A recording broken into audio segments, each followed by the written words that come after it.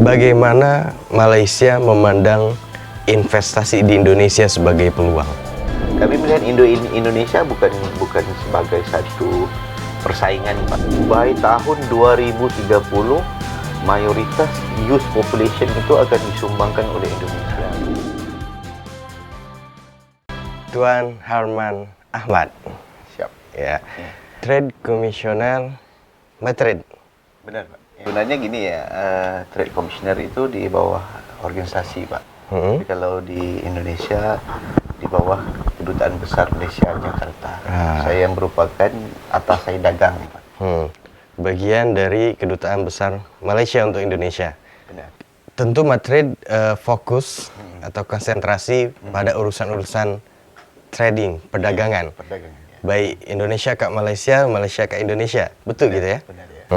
Cuman kalau dari kapasitas kami ini ya lebihnya ya ke Indonesia sih. Terus kalau dilihat dari tugasan gitu, kalau yang ke Indonesia ya harusnya atas kapasitas kami sebagai wakil pemerintah Malaysia ke Indonesia, dan dari urusan eksportasi dari Indonesia ke Malaysia itu harusnya ya dieksekusi oleh teman saya sendiri, Pak ya.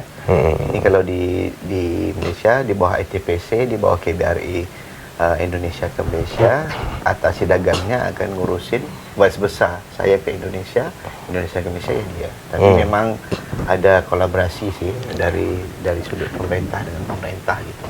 Nah, sejauh ini bagaimana Malaysia memandang investasi di Indonesia sebagai peluang? Kalau dari sudut pemerintah Malaysia, kita bisa melihat dari dua sudut yang agak berbeda, tapi masih ada relasi yang jelas ya. Dari sudut dagang, kami melihat Indonesia itu sebagai satu pasar yang besar dengan populasi kependudukan sekitar 270 juta, itu ya memang besar banget sih. Dan kalau dilihat dari segi Malaysia sebagai sebuah negara itu populasi kami jauh dikit.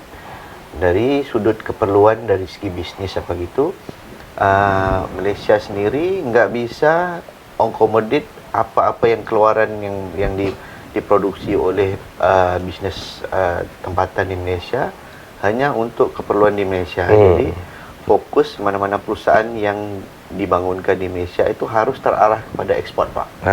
Dan kami melihat Indonesia itu sebagai satu pasar yang betul-betul berpotensi, yang paling hampir dengan Malaysia. Dan bila kita ngobrol tentang perdagangan itu, kita harus nggak bisa discount investasi itu keluar dari jalurnya sendiri ya. Jadi bila udah berbisnis, udah melebarkan pasaran ke Indonesia, jadi ada kebutuhan untuk kami berinvestasi.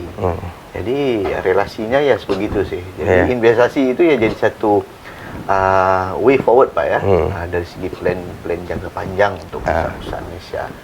Sejauh ini berapa banyak perusahaan Malaysia yang hadir ke Indonesia? Kalau dilihat dari jumlah itu besar banget, Pak. Sebab satu ya disebabkan lokasi Indonesia Malaysia itu memang benar-benar dekat. Dan dari segi dagangan itu ada yang formal, informal. Jadi dari segi perusahaan sendiri itu, waduh nggak terkira, Pak, banyak banget. Dan kalau dari segi investasi ya, kita lihat investasi Malaysia ke Indonesia itu adalah di tangga ke-7 dari segi jumlah investasi Malaysia ke Indonesia. Dan ini terkait dengan berbagai sektor, Pak, dari sektor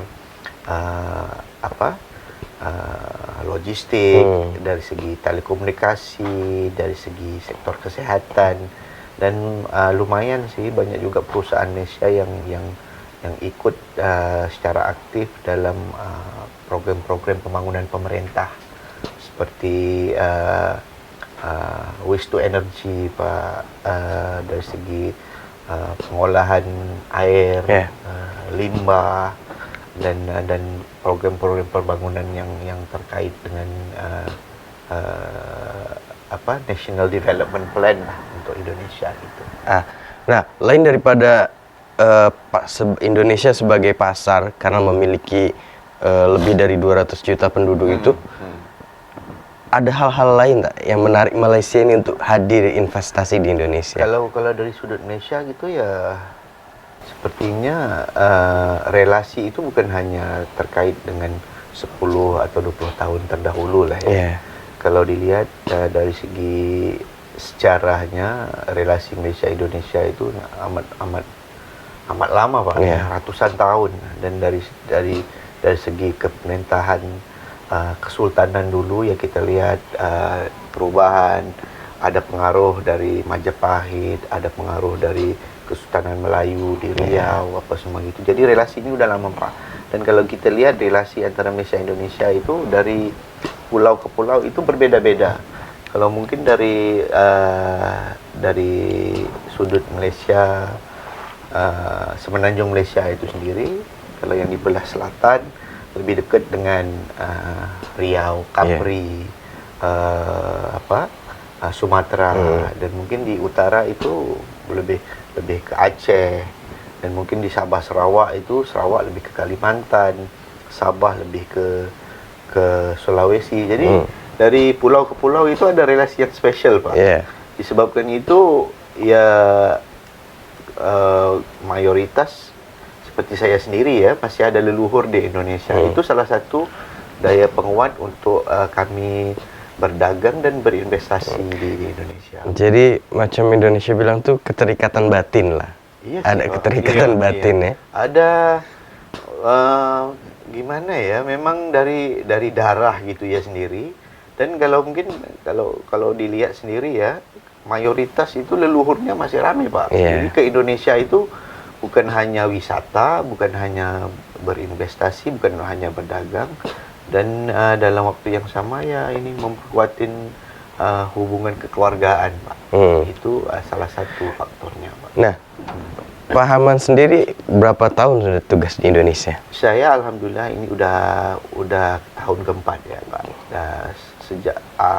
Sejak tahun 2018.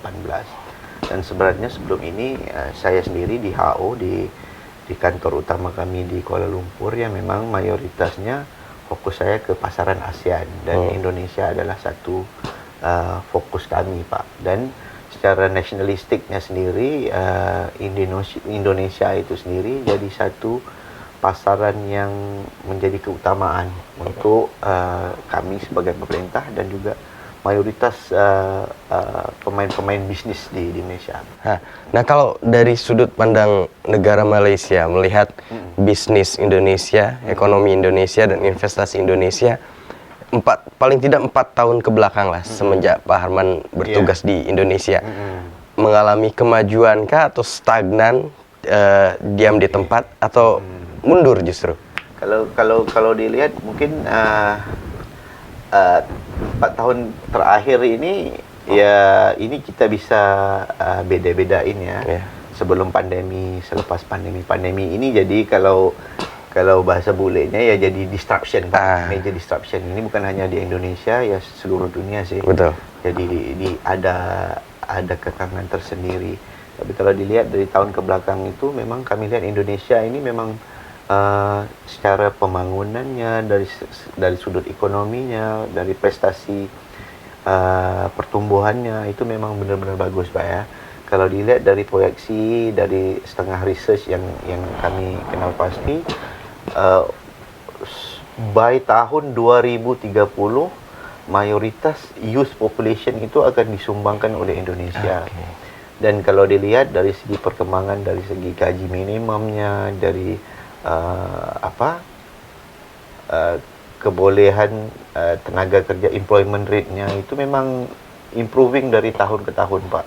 Dan ini secara tidak langsung kalau kita lihat dari segi bisnis forecast-nya ya, ini akan jadi elemen penting yang mempengaruhi consumer behavior itu sendiri, dan ini kita lihat meningkat dari tahun ke tahun Pak. Jadi ini secara nggak langsung bagi indikasi yang potensial untuk berdagang, untuk berinvestasi itu akan meningkat dari masa ke masa. Dan saya yakin ya mungkin nggak lama sih Indonesia akan mencapai satu tahap yang jauh lebih bagus daripada kita pikirkan sebenarnya. Nah, beri kami sedikit bocoran lah. Iya.